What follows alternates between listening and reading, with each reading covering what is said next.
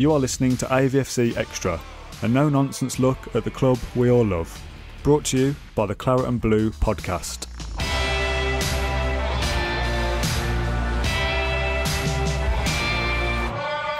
Hello and welcome to a live episode of AVFC Extra. I think it's the first one we've done.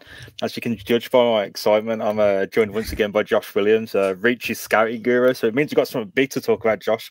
It's right on your in your wheelhouse as well, isn't it? It is. I mean, this is the second or third episode in a row, I think, that I've come on. And my Liverpool background has helped because obviously Steven Gerrard has taken charge of Villa.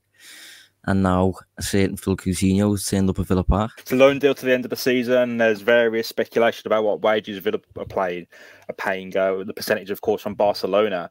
But the biggest thing, Josh, I think the first question, should Villa fans be excited for Coutinho to join the club? Oh, yeah, without doubt. I think, especially from a fan perspective, there's a word that was associated with him at Liverpool, and it was magic. And there's a reason for that. He was called a magician at Liverpool, and he is that type of player. He will get you on the edge of your seat. He does things that you can't explain. I think since I've been following Liverpool, I'd say the only player that I've watched who has made me more confused than Coutinho in terms of how he's done certain things is Luis Suarez. I think other than that, I can't think of anybody who's just been pure. He's typically Brazilian, really. He's very, very skillful. You know, very emotional in the way he plays his football, samba football and all that stuff. And it's technically flawless. He's got a futsal background, I think. So his technique and his first touch, close control, dribbling abilities, as good as I've seen. And as I said, from a fan perspective, in terms of excitement and what football's about, really, you know, entertainment and stuff, you're not getting much better than Coutinho when it comes to that sort of value. Yeah, people are buzzing in the private chat. It's happened. We're excited. He's a magician. He'll show Buendia who the real magician is, which I think probably slightly unfair, but like there's levels, isn't there, with when Coutinho's involved? How many shirts will he sell? It's a massive down. I think that it isn't kind of what happens next. That's almost as important as this. It just feels like one of those groundbreaking moves. Like this is a player he's the third most expensive transfer of all time. Who's turned up at Villa, and he's not like 38. Should be at his peak. We'll get onto kind of his trajectory and where that might have kind of differed off. But what do you think the best case scenario here is, Josh? And I know I can't stop grinning, and he hasn't played a lick of football for Villa, but and yourself as well, but. You know, there's got to be a lot to like here. Yeah, it is. I think the best case scenario is probably him just having the impact that Gerrard seems to expect he'll have. Obviously, it's a 6-month loan. It's a very short-term deal. So I think the hope would be, the best case scenario would be that in the short term, he can make an impact. Basically, he can win games on his own. He can make a difference. He certainly did that at Liverpool. Did that at moments Bayern Munich as well. And I suppose an even better scenario potentially would be by the end of the season, he's had an impact potentially comparable to maybe Jesse Lingard last season at West Ham, to the extent that obviously West Ham nearly signed Lingard but opted for a younger model eventually by going and getting Nikola Vlasic. But if Coutinho does really, really well, maybe it can get to a point where Villa potentially consider signing him. Obviously the price would determine whether that makes sense or not, and Coutinho's form between now and the end of the season would also determine that. But yeah, I do think it's one of them that Villa fans can just kind of enjoy for between now and the end of the season, because he is that type of player, and obviously it's a marquee sign. One of the ways we see Villa operate as well is kind of almost like the Ross Barkley thing. It's I think what the head of recruitment, Rob McKenzie, did at Leicester is buy or bring in, you know, you can be so that player for a short period of time and define what you need for a longer term replacement. Maybe Ross Barkley came out in Morgan Sanson in some way. There's an option to buy in the deal. So if this goes right, Villa have that trigger to move ahead. Philippe Coutinho heading into his 30s. One of the better players in the recent Premier League history until the big money move to Barcelona. A decorated footballer, Josh. There's loads and loads to speak about. But the most key thing for me is, where does he fit immediately for Villa in your eyes? Well, looking at the system Gerrard seems to favour at Villa, which is obviously a bit of a 4-3-3, but with the two wide players, if you like, tucking inside and almost playing as kind of like wide number 10s, if you like. That I think that suits him very, very well, actually. He's a player who's always favoured the left side of the pitch. So you have to play him there, in my opinion. You can't start playing Coutinho on the right and expect him to be doing what Coutinho does.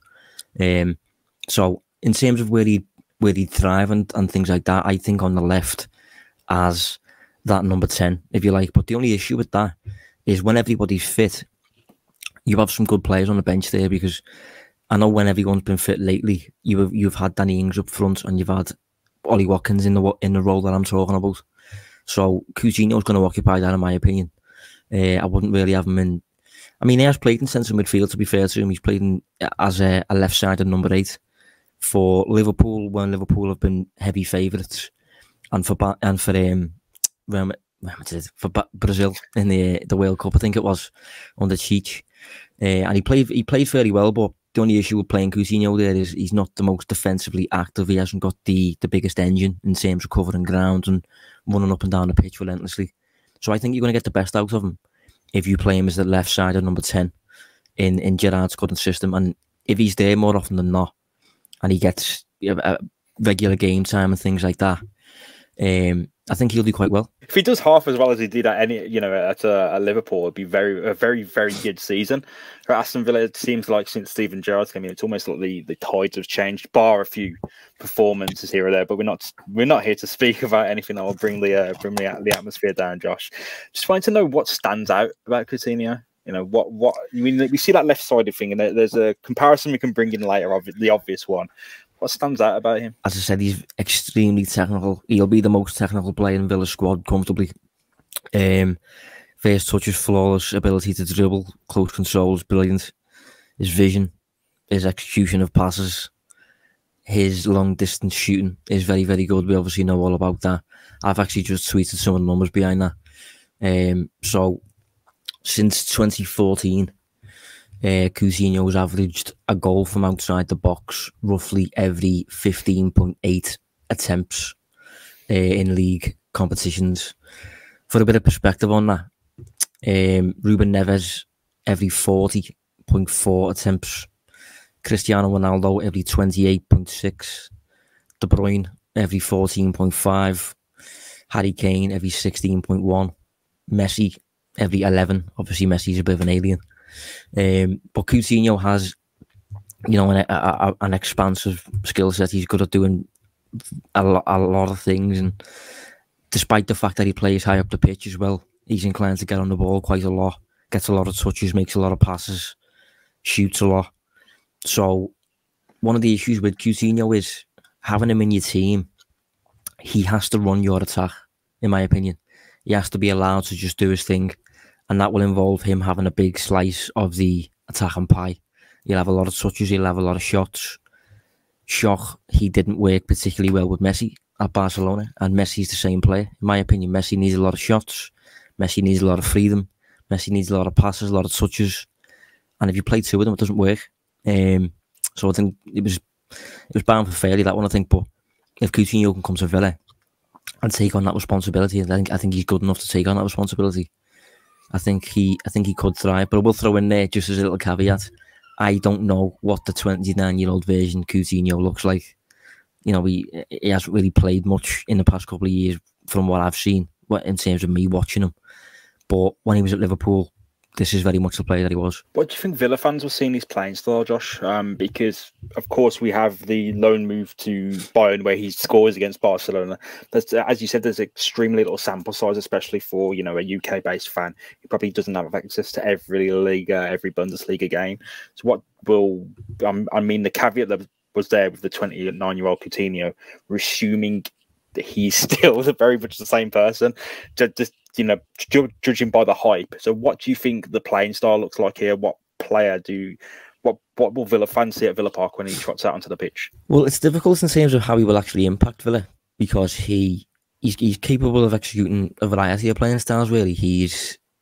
If Villa want to move towards a possession-based style of play, which Gerrard has highlighted at times, I think he can certainly do that. He's a player who's used to getting on the ball and very comfortable on the ball. Makes good decisions usually. Although you can throw in the odd shot from distance as maybe a bad decision, but considering how good he is Harry, you can't really blame him, really. Exactly, yeah. But then if Villa want to play on a break, he's extremely capable when it comes to feeding players ahead of him. And if he's got runners ahead of him, which he will have, particularly when it comes to Leon Bailey, I think he will benefit from. Because in my opinion, Coutinho's best period at Liverpool was his last 6 months. Yeah. And in that last 6 months, Liverpool benefited from a front four of Coutinho, Salah, Mane and Firmino. Particularly Salah and Mane really opened up the pitch, and Coutinho's just got the red arrows running around him, and he's just able to find them. So it's going to be interesting to see how he impacts Villa, and you know, who can get the best out of him. I think he'll do well with Watkins. I think he'll do well with Bailey. He knows Danny Ings. He's played with Danny Ings before at Liverpool and things. And Emi Buendia remains to be seen. Yeah, it's a lot of I won't dare compare players, you know, at Aston Villa to people like Mo Salah. In my opinion, probably the best player in the world right now, you know, right at the top of his game. But that excites me to see that there's players at Villa who are really good, who are brought in to replace Jack Grealish, haven't really hit the ground running. There's been injuries, there's been disruption, there's been a slow start. Coutinho probably helps unlock those. So there's many aspects about the deal to consider. The player himself, but what he does for other players. And also one of the things I was thinking of is a player like Coutinho joins a club. Maybe that unlocks more in the transfer market for Aston Villa. I don't know how much impact that has, but if players and young players say, hang on, Phil Coutinho has joined Aston Villa, is that an option for me? In your experience, is that something that appeals? Yeah, well, I think if you'd have said to me a few weeks ago, Coutinho will come to England in January, who will he sign for? I would have said Newcastle United. And the reason I'd have said Newcastle United is because Coutinho very much ticks the box of, you know, statement signing, statements of intent, all that sort of stuff. Whether the statements of intent matters in the footballing world, I don't even know, really. It's just something that the media tend to like, really. But I do think certain coaches like Gerrard, and I've experienced at Liverpool with Jurgen Klopp. I think City have experienced it with Pep Guardiola. Certain coaches do just have an attraction, and they're able to sign. I think Carlo Ancelotti had that at Everton as well. Certain coaches are just able to sign players that look a level above the club in a way, but they're willing to play specifically because of the coach. So whether it's a 6 month loan or longer or whatever, I do think Villa can benefit from this under Gerrard, being able to get a player of Coutinho's status into the club. Even if Coutinho doesn't stay, you know, the whole of Europe now will be aware that Coutinho's at Aston Villa because how big of a player Coutinho is. So just sign Leon Bailey as well. He was a fairly big player in Europe. So if moving forward Villa don't keep Coutinho or whatever, if they try and make some statements in the future, getting some players who again are potentially at a level above the club, maybe those players will not think that it's too much of a big deal at Villa, and maybe they'll just view it as another top club coming in for them, and they'll consider the move. But it's going to be interesting to see how things develop under Gerrard, but I think this is a very early statement. Lovely to hear again. Another lovely thing to hear. I mean, it's hard to, as you said, I think on a few podcasts, even the Morgan Sanson one, the Leon Bailey one, it's really hard to predict almost the negative side of a deal. So the reason we're not focusing on stuff that could be perceived as negative is because it is genuinely hard to predict. You know, you don't know if a player will come in and get injured, but, you know, touch wood, that doesn't happen here. I just wanted to know more about the recent Coutinho. Does anything stand out in the numbers? More than on his time at Bayern, the end days at Barcelona. Does anything kind of jump out and set him apart from others? It's difficult when it comes to Coutinho because his last 365 days, he hasn't played that much. He's played about 600 odd league minutes, but he will always, because of the teams he's playing for in a way, because he's going to get on the ball a lot at the likes of Barcelona and Bayern Munich and things. But Coutinho will always show up in the numbers as, you know, a player who's particularly inclined to shoot an awful lot. You know, over the past 12 months, I've just said he hasn't played too much, but he's averaging about 4 shots a game, 4 shots per 90. I'm pretty sure that 4 shots per 90 at the minute would place him top of the Premier League as an average. Last season, I think it certainly would. I think last season Kane had the highest average, something like 3.6.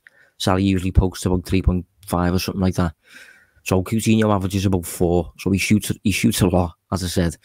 Very, very creative, very good at putting players in good positions, but his creative numbers in terms of creating shots for others don't look that great in recent history, but I think that stems from just how his career's kind of gone, really. I don't think it's a case of his ability or anything like that. But in terms of his progressive numbers, moving the ball into valuable areas, carrying the ball like Grealish used to, dribbling, receiving progressive passes in tight spaces, the numbers love him basically when it comes to all of those departments. So yeah, top player, and you don't need the numbers to see when it comes to Coutinho. Seems like a really good kind of impact then for Aston Villa to have this kind of player who replaces. I think the biggest thing was the ball carrying, as Purslow said, Villa CEO Purslow said that you replace a departing player by bringing in 3 injections across the pitch. You bring in a different asset of the player. But I think Coutinho's ball carrying is probably what we need specifically to go quite an acute focus. So really good to hear actually about those numbers. A bit of the Liverpool focus here, because I do want your expertise and your fandom to come into play. Steven Gerrard, of course, Villa manager, Liverpool legend, described him as an icon and one of his personal football heroes. You know, as a Reds fan, what do you make of that? Like, that, you know, you've got this legend saying that this guy is like my hero, and he's younger than him. No, I agree. I am a huge fan of Coutinho. He generally splits the Liverpool fan base today, purely because when it comes to leaving Liverpool, he didn't really leave amicably. It was kind of a he missed matches through backache supposedly, and it kind of left a bit of a smell when he left. You know, it wasn't the nicest thing, but I'm well aware, especially when it comes to South American players.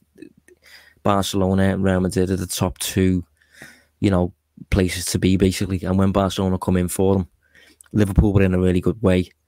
He could have stayed, and I think Klopp actually said to him, stay at Liverpool and we will build a statue in your name. Go to Barcelona and you will be just another player. And Jurgen Klopp was proven to be right, but in terms of what Coutinho is to me, I have always loved him. I love watching him. Brilliant player. Magic. And yeah, he is honestly one of my favourite players since I've been watching football. He's just an absolute joy to watch, I think. The way he plays the game, so entertaining and really technical. And, picture a classic maverick type of footballer, and that's what Coutinho is. And for years for Liverpool, he was Liverpool's best player, really. Carried Liverpool when Liverpool were really down, and when Klopp came in, he was Liverpool's best player. Klopp turned him into a bit of a monster, I thought, and I would have loved to have seen him stay, but then at the same time, the money that Liverpool got from him, they went and invested in Alisson and Van Dijk, so no complaints there. But in terms of what Coutinho is as a player, and Coutinho for me as a Liverpool fan, I will always have fond memories of him. I think he's great. I think that Klopp quote you brought up was quite touching because of obviously Villa's recent experiences with sales in the transfer market. Of course, you go to this club, you become another player, you stay here, you become, the legend. Did that move to Barcelona really hurt then? Not so much. I think it would have if it came earlier, but Liverpool did it really, really well. We in the same window we got Van Dijk in, so the money was immediately reinvested. I think a few months later, I think it might have been earlier, but I think it was later, we got Alisson in, obviously. And while Coutinho was there, which is the crucial thing, Klopp built his next attack with Coutinho there. We got Mane and got Salah, and Firmino was already there. So Liverpool were in a position to lose Coutinho and not really bat an eyelid. But if Coutinho had left 12 months earlier, or 12 months before that, he would have left Liverpool in a bad way. And there's been plenty of players over the years who've left Liverpool in a bad way. Sterling, Torres, Mascherano, loads of top players have left Liverpool, and Suarez in a way as well. Loads of top players have left Liverpool in a way where we were reliant on that one player who left, and we suffered since. But Coutinho wasn't nice, as I said, but Liverpool could cope. Liverpool were fine without him, so not too much of a big deal for me. The more you say about it, it feels like an absolute bizarre thing, because I wanted to speak more about the kind of comparison between Coutinho in the Premier League and, of course, Jack Grealish in the Premier League.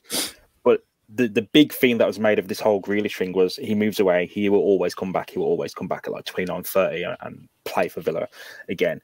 With Coutinho's age, it seems like his return, it would mirror. It's like you're getting that player. You're not missing out. You're getting kind of that 20-year-old world-class playmaker, probably a bad few years, and he's come back to the Premier League with a point to prove. You know, the local connection, of course, isn't there at all, but there seems to be some really weird and almost creepy similarities kind of jumping out with the whole narrative arc of this thing, Josh. So I wanted to kind of skip ahead. Do you think there's any similarities between Coutinho's rise up to being one of the best players in the Premier League and that of Jack Grealish and how he left Liverpool, how Grealish left Villa? We've jumped ahead in a time machine here because Coutinho has obviously returned and Jack Grealish is probably about 10 years away from doing that. So just wanted your thoughts on that. Yeah, I think potentially when Liverpool picked up Coutinho, he was kind of without a home in a way. He was at Inter Milan, but I think they needed to raise funds. They kind of forced him out the door, even though he was one of their, players with bags of potential, basically. And I think he found a home at Liverpool. I do think he really loved Liverpool, and I don't think he would have left Liverpool for any other club except for Barcelona or potentially Real Madrid. But I don't think Coutinho was ever in a position to come back. I don't think that was ever really going to happen. But what he's thought of Liverpool since, whether he's regretted his move, I think shortly after he left, Liverpool won the Champions League. So I know he eventually won it on loan at Bayern Munich, but I'm not sure how much of an effect that will have had on him and how much he will have missed Liverpool in a way. Grealish is obviously more of a local lad, an academy graduate. And, he did develop at Villa kind of out of nowhere, I thought, a real step up out of nowhere, I thought. And Coutinho kind of had that overnight development where he just suddenly became a real... especially when it comes to shooting from outside the box, that just seemed to come out of nowhere. That he never really had that before, and then out of nowhere he was scoring them every week. So I do think there's some similarities there. I think when Coutinho left, Liverpool were in a really healthy way, and I think Grealish, he was never really going to be in a position to do that, where he could leave Villa in a way where he wouldn't miss him. I think it's a little bit different, but I do think he remained at Villa for kind of as long as he could before then going to experience what it's like to win league titles and compete for the Champions League and stuff like that. So I do think there's some similarities there, yeah. I'll go back to this point of what Purslow said over the summer and replacing, the star man with three angles. But I feel like this is not necessarily straight like for like, but it's almost the best way to kind of plaster that wound because we can't, obviously Villa fans can't stop jumping on this Grealish thing. We can't stop jumping on this Grealish. It's always going to be Villa and Jack Grealish when he returns. What have they missed? Can they get on without him? Now it seems like that's a chapter closed. Like, move on. We've got Philippe Coutinho. We've got the world's third most expensive player playing for Villa Park. Again, I can't keep saying enough people in what should be his peak years, which is, to me, an absolutely mind-blowing thing. It hasn't always been straight sailing, though, Josh. What do you think was the biggest impact on that trajectory? You leave Liverpool go on to win a title, you go to Barcelona, you win loads of stuff, but you don't remain that world's most expensive player. You are overtaken in the narrative by so many names. There are almost dozens of names now that overtake Coutinho as that premier footballer. Barcelona couldn't get a look in. Bayern Munich had to go on loan. Nothing emerged after that move. There's a big dampener on kind of his meteoric rise. I think his biggest issue was moving to Barcelona, and that's not because Barcelona are bad. It's because of that. This was in the midst of Barcelona, the mess. This was in the midst of, as Barca started to fall, basically. They just lost Neymar. They just invested 150 million, I think, in Ousmane Dembele, and Griezmann arrived shortly after for about 90 million or something like that. Messi leaves for a free eventually. Half the squad has to get sold and all this. So Coutinho arrived when all this was happening and when Barca were this mismanaged, basically. So I think that's the reason for his downfall. I don't think there was a plan. for Coutinho. I think he was looked at as a Barca type player, and looked at as a player rightly who is good enough for Barca. But there was just no plan for how to use him. And when he got there, Ernesto Valverde was in charge, and he just used Coutinho like he was any other player. He just because he's quite functional as a coach, Valverde. So I think he was using like 4-4-2, 4-3-3, and Coutinho was just kind of playing a very functional wide role where he was just another player, like Klopp said, and Messi was the one who had the power of the system in a way. So Coutinho just weren't really presented with much of a platform to thrive. I said earlier that you have to let Coutinho run your attack, and he will do it to a very, very high level if you let him do it. And I don't think Barca did. I must stress that at his best at Liverpool, he was ridiculous. Honestly, at his best, he was incredible. There was a period, that 6 months period before he left, he was incredible, honestly. If he can get anywhere near that, because he was best player in the country for me at that point. But obviously he's left, and things have spiraled. And I do think it got to a point people forgot what he was. People forgot how good he was. But I do think his individual ability was really, really high level. It's good to hear. I mean, we always get into a position where we work ourselves up into a frenzy, but it's almost like that's apt and extremely right for a player like Coutinho.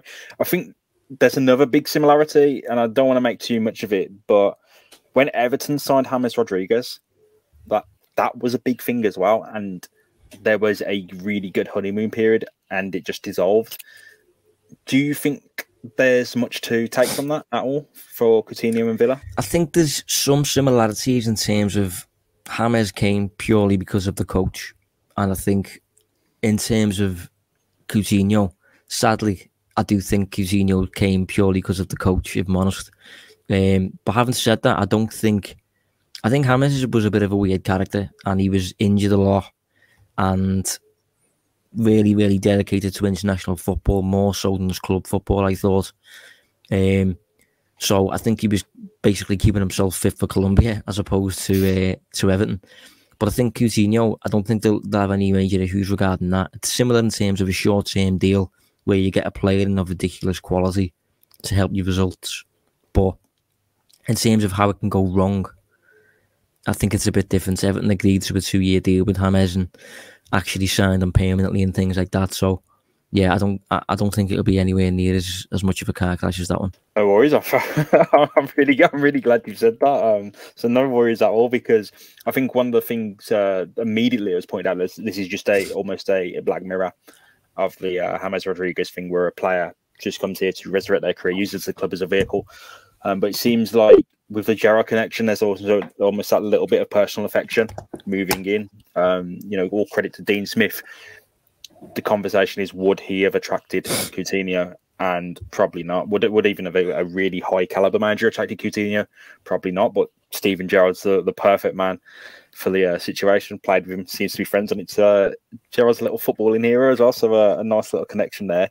But really hard to predict the future, as we said before, Josh. But on the final note, what are your expectations of him going forward? Will he work really well with Emi Buendia? Will he become this really good player? Will he become? Well, we know he's a really good player. Will he excel at Aston Villa? And it might be a really, really tough kind of opening stage to his Villa career. He's only got a really short time to prove that he's worth it. What could happen? Yeah, well, this one's kind of impossible to predict, really, because as I said, I don't know what the 29-year-old version of Coutinho was like. I don't know how injuries have affected him. I don't know if he can play every single week. All of that stuff, it's totally unanswered at the minute. There's no real answer to what he's like at the minute. So it's difficult to predict. It really is. If he's anything like the player I remember, if he's anything like the player that was at Bayern, which was about, I think, 2 years ago, maybe, he will be a really dominant player for Aston Villa. And if he's playing every week, he will make the difference. He will win games on his own. He will be a thrill to watch. And I think he'll be really, really good in that left-sided number 10 role if Gerrard plays him there. And I think in certain games, maybe if Villa are chasing the lead, and they'll go down, or if they're up against a team that are just defending deep and not giving anything away, potentially you might see Coutinho form part of a midfield three. But I hope it goes well, because if it does go well, it'll involve me seeing Coutinho back at his best again, and it'll involve Gerrard doing well, because Coutinho makes a difference when he does well. A few years back, he was known as people called him a moments player. Now, what that means, I'm not really sure, but I think it's kind of one of those players who won't necessarily run a game, but whenever he turns up, he will just win a game with moments. And I think when you're playing for a club like Aston Villa, who aren't maybe as dominant as a Manchester City or a Liverpool or a Chelsea, you kind of all you get is moments sometimes. So to have a player as good as Coutinho making use of those moments, hopefully he does well. Oh, no better note to end on that. Those little moments that make a football match. What can Coutinho unlock for Aston Villa remains to be seen, Josh. But where can people find you if they want to bug you about all things Philippe Coutinho? So I'm on Twitter at Distance Covered. So yeah, do give me a follow. Tweet about Aston Villa fairly often. So yeah, lots to like there. Thank you guys for watching Up the Villa, and we'll hope to see a lot more from Philippe Coutinho when he's in an Aston Villa shirt. Thank you for listening to AVFC Extra, an additional dose of Aston Villa content for you, brought to you by the Claret and Blue podcast team. If you enjoyed the episode, please do get in touch with us, get involved in the comment sections, tweet us at Claret Blue Pod, or leave us a review on iTunes. We really do appreciate it. We'll catch you again very soon with some more content. Until then, up the Villa.